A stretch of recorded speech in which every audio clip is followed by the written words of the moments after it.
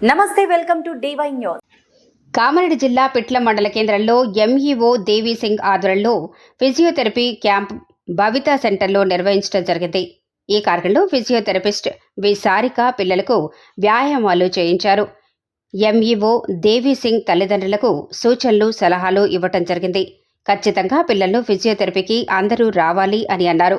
అందరికీ ఫ్రీగా చేయబడుతుంది కావున ఉపయోగించుకోగలరు.